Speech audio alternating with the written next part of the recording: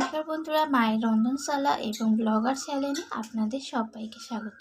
তো বন্ধুরা, আজকে আমি আবারও একটা রেসিপি নিয়ে চলে এলাম প্রতিদিনের মতো।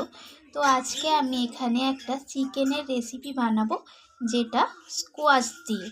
তো তার জন্য আমি এখানে 1 কেজি পরিমাণ চিকেন নিয়েছি, আর এটাকে ভালোভাবে ধুয়ে পরিষ্কার করে নিয়েছি।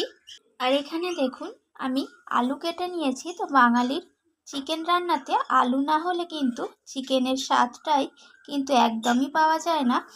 তো আমার প্রয়োজন মতো আলুর টুকরোগুলোকে আমি এইভাবে টুকরো করে কেটে নিয়েছি। আর এখানে আমি 4টে মিডিয়াম সাইজের পেঁয়াজকে কেটে নিয়েছি। এখানে নিয়েছি একটা বড় সাইজের টমেটো, আর এটা হচ্ছে স্কোয়াশ। তো স্কোয়াশটাকে আমি এখনও কাটিনি। তো এটাকে আমি খোলাটাকে ছিলে ভালোভাবে কেটে নেব। তো তারপর আমি দেখাচ্ছি আপনাদের আমি কিভাবে স্কোয়াশটাকে কাটলাম। এখন এখানে স্কোয়াশগুলোকে আমি এইভাবে টুকরো করে কেটে নিয়েছি। তো চিকেনটা বানানোর জন্য এটাকে কেটে আমি ধুয়ে নিয়েছি। তো চলুন এরপর চিকেনটাকে আমি কিভাবে বানাবো সেটা দেখা যাক। চিকেনটা বানানোর জন্য আমি সরাসরি রান্নাতে চলে এলাম। আর উনুনের মধ্যে কড়াই বসিয়ে দিয়েছি, এর মধ্যে সরষের তেলও দিয়ে দিয়েছি। তো তেলটা এখানে গরমও হয়ে গেছে। এরপর আমি এখানে আলুগুলো দিয়ে দিলাম। তো আলুগুলোকে আমি লালচে করে ভেজে নেব। তো আলুর মধ্যে আমি লবণ দিয়ে দিলাম, আর দিয়ে দেব হলুদ গুঁড়ো। তো লবণ আর হলুদটাকে দিয়ে আমি আলুটাকে নাড়াচাড়া করে লালচে করে ভেজে নিচ্ছি।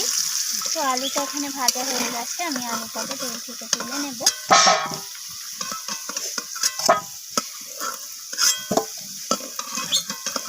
এরপর আমি স্কোয়াশগুলোকে তেলের মধ্যে দিয়ে দিলাম। তো আলুর মতোই করে আমি স্কোয়াশগুলোকে ভেজে নেব। স্কোয়াশের মধ্যে লবণ দিয়ে দিলাম,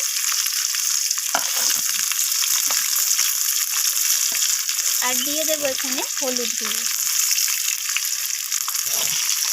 তো আমি স্কোয়াশটাকে নাড়াচাড়া করে ভেজে নেব লালচে করে। তো স্কোয়াশটা এখানে ভাজা হয়ে গেছে, আমি স্কোয়াশটাকেও তুলে নেব।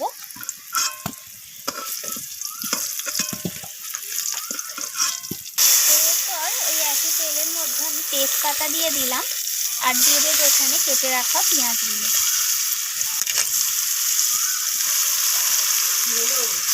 তো পেঁয়াজটাকে আমি ভেজে নেব লালচে রং করে, আর যতক্ষণ না পেঁয়াজটা নরম হয়ে আসছে।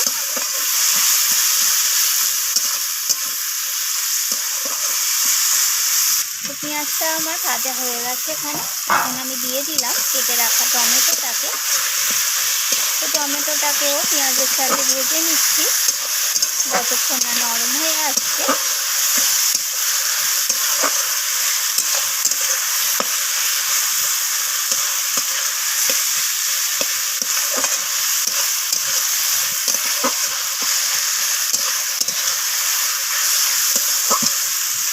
তো এরপর আমি এখানে দিয়ে দিলাম ধুয়ে রাখা চিকেনগুলো।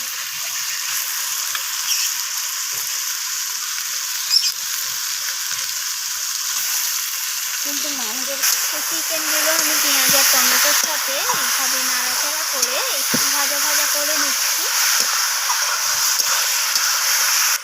তো এখানে চিকেনটা মোটামুটি ভাজা হয়ে গেছে। এবার আমি এখানে মশলা দিয়ে দিলাম। প্রথমে দিলাম হলুদ গুঁড়ো প্রয়োজন মতো,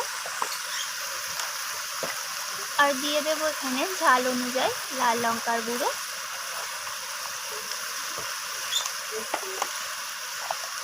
আর দিয়ে দেবো আমি এখানে জিরে গুঁড়ো।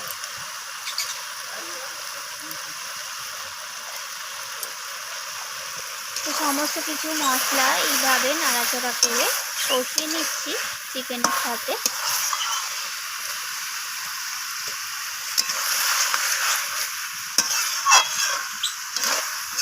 তো এরপর আমি দিয়ে দিলাম এখানে রসুন বাটা 1.5 চামচের মতো।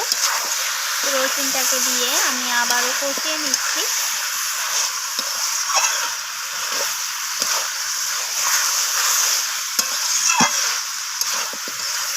আর দিয়ে দেবো এখানে আদা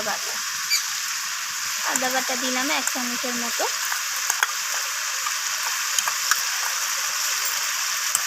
তো সমস্ত কিছু আমি আবারও কষিয়ে নিচ্ছি। তো চিকেনটা একটু সময় নিয়ে কষাতে হবে, তার কারণ চিকেনটা যত বেশি কষানো হবে চিকেনের স্বাদ, রং এবার গন্ধ তিনটেই ভালো আসবে।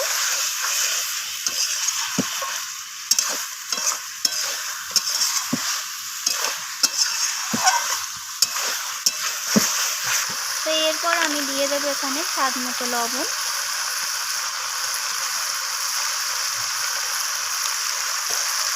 তো লবণটা দিয়ে আমি আবারও কষিয়ে নিচ্ছি।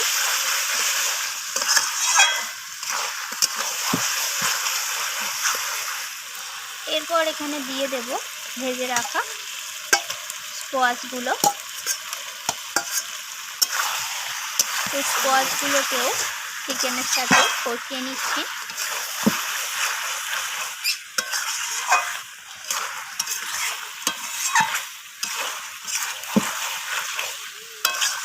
আর দিয়ে দিলাম এখানে ভেজে রাখা আলুগুলোকে। তো সমস্ত কিছু এইভাবে নাড়াচাড়া করে একটু সময় নিয়ে কষিয়ে নিতে হবে। এরপর আমি এখানে দিয়ে দিলাম কিছুটা চিনি স্বাদের ব্যালেন্স হওয়ার জন্য। তো দেখুন এখানে প্রায় কষানো হয়ে গেছে আর তেলও ছেড়ে দিয়েছে। তো এখন আমি দিয়ে দিলাম কিছুটা কেটে রাখা ধনিয়া পাতা। তো আবারও একটু কষিয়ে নিচ্ছি আমি।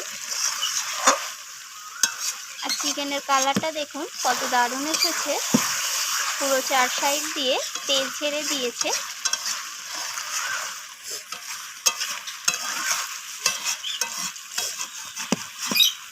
তো এবার আমি এখানে জল দিয়ে দেব। তো কালারটা দেখুন দারুণ এসছে। তো রান্নাটা কমপ্লিট হওয়ার পর আরও কালারটা কত সুন্দর আসবে সেটা রান্নার পরই দেখতে পাবেন।